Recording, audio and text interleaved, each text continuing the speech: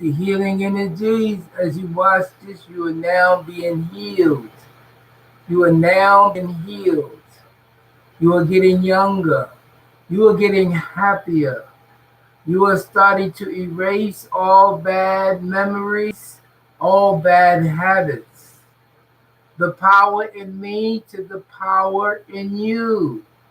I send healing energies to you by way of mental telepathy, by way of remembrance, by way of you looking and hearing these words. These words will never stop. These words circle the globe. No matter where you are now healed. Your third eye is opening, and you will be filled with energy. You will learn how to control that energy through a thing called salat or talisman. You will sit in meditation. You will speak only the truth. You are now healed. As we continue, I am Pastor Saber Ho. Ho is not a bad word. It's a word they don't want you to know that you are the origin. Man is first, but the number system starts with the zero. You are that circle of righteousness. You are that righteousness in many different yous. The word you is the creative force. You are that which was able to procreate. You are before first. You are the whole thing. You are the origin. So now that has been said, you are now healed of your misconception. You are healed of your hatred amongst one another. You have mammary glands that you don't use. Of course, you will get cells that don't grow properly. They call them cancer. You have mammary glands that you hold in a fixed position and they're not juggling up. Is a reason why they have straps and they strapping you in a bra. The word bra is the word RAB, which is Rab. Rab is the teacher. You are the teacher of that which you create in your womb. Create means to grow. So as long as you pay or play the passive role or help me, and you will not be able to rise up and take your rightful place as who you are in your tribal formation. There is a tribal formation on the planet. As we will begin this particular reading, it is called the fashioning of Adamah or Kadmon.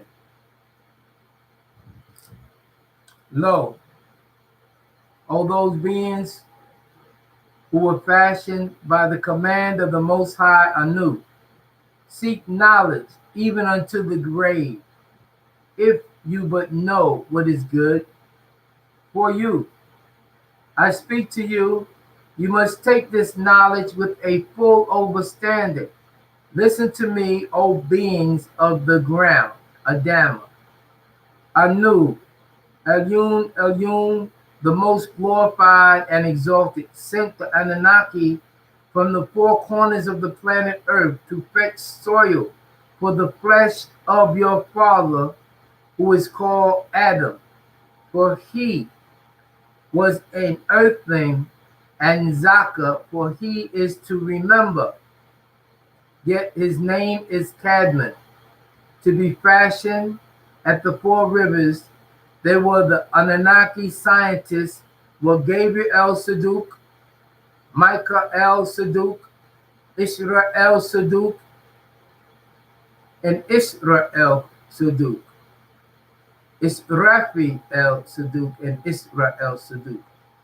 Anu Elyon, Elyon El, most glorified and exalted, then ordered the Elohim to bathe the soul of Kadmon, which he created 1,000 years before his body. in the sea of glory, which proceeded from himself, called Kothar, and he commanded it to illuminate his yet lifeless form. The soul hesitated, for it was unwilling to enter into the flesh. But Anu, Elyon, El, most glorified and exalted, commanded, you must animate Kadmon, even against your will. And as this punishment of your disobedience, you shall one day be departed from him also against your will. This is the speaking of human beings dying. And because his soul refused to come into the small shell to be imprisoned here, Anu, Elyon, El, most glorified and exalted, condemned him and said, now the same soul will wish one day not to leave him when the Anunnaki of death comes. The Anunnaki of death stood by witnessing all these things with tears in his eyes. Anu, Elyon, El, most glorified and exalted, told Israel, son of Anu, and Id, depart, for I have made you Anunnaki of death. I have placed the taking of the soul of Kadmon and his seed, the Adamites, into your power. At these words, Israel began to weep, saying, amongst you, the children of Kadmon, there will be news bearers who will undoubtedly hate me on this account. Anu, who is the Most High, Elyon, El, rejoined, I shall send so many complaints and diseases upon human beings that they shall not hate you, and their deeds they shall not be a cause of grief to you. This means that human beings will be so preoccupied in their pleasures of the world that they shall not even notice death. It is said that the Anunnaki of death has a seat in the skies. Anu, Elyon, El, most glorified and exalted, created it from light. One of his feet is on the bridge of hell, and the other is on the seat in the enclosed garden. It is said of his magnitude that where the water of the seas and rivers poured on his head, not a drop would fall on the planet Earth. It is said, if Anu, Elyon, El, most glorified and exalted, put all the world near the anarchy of death, it would be like a table placed before a human being so that he might eat when he likes to. So the Anunnaki, Elohim of death, turned the world of creatures about as a human being turns a coin, for the knowledge of the end of turns, when the transcript of death and the illness for the slave comes to Elohim of death, he says, my creator, when shall I take the ruh, the soul of the slave? And in what form shall I lift it? El, may he be exalted, says, O Elohim of death, this is the knowledge of the unseen. None have knowledge of it except me. But I shall inform you of the arrival of this time, and make signs for you that you will overstand. The Anunnaki, who is in charge of their breath and deeds, will come to you and say, the breath of so-and-so is finished. The one who is in charge of his provisions and deeds will say, the provisions are finished and his deeds are well. If he is amongst the happy, his scroll carried by the Anunnaki, Elohim of death, will have on it his name with a line of gold light around it. If he is amongst the wretched, he will be seen. He will see around it a red line. The knowledge of that is not complete for the Anunnaki, Elohim of death, until a leaf falls on him from the tree which is below the throne, and the name of the one about to die is written on the leaf. Then the Anunnaki of death takes his nafs, or his spirit. Michael El will descend with the scroll to the Anunnaki, Elohim of death, for Anun El Yun El, most glorified and exalted, and it on it is written the name of the one whose nafs, or spirit, he has commanded to be taken. The place in which the naf is to be taken, and the cause of its being taken. 2 drops of water, 2 drops will fall from under the throne on the name of its owner. One is pink and the other green. If a pink drops on the name, he knows that he is wretched and malevolent. If a green drop falls on the name, he knows that he is happy and benevolent. And this is what he taught of benevolence and malevolence. Of the benevolence, that is the agreeable deeds, one in you, I can speak, but not of the malevolence or disagreeable, the evil ones. For what is evil for good, tortured by its own hunger and thirst. Verily, when good is hungry, it seeks food, even in dark caves. And when it thirsts, it drinks even in dead waters. You are benevolent when you are with yourself. Yet when you are not one with yourself, you are more malevolent.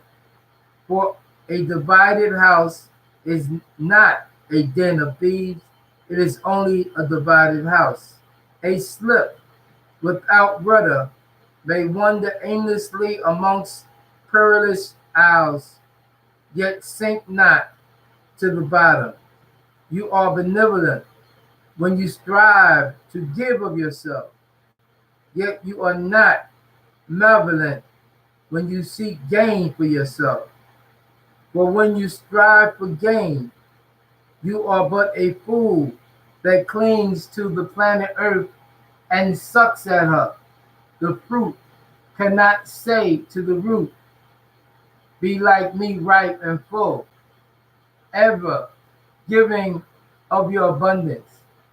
For to the fruit, giving is a need, as receiving is a need to the root.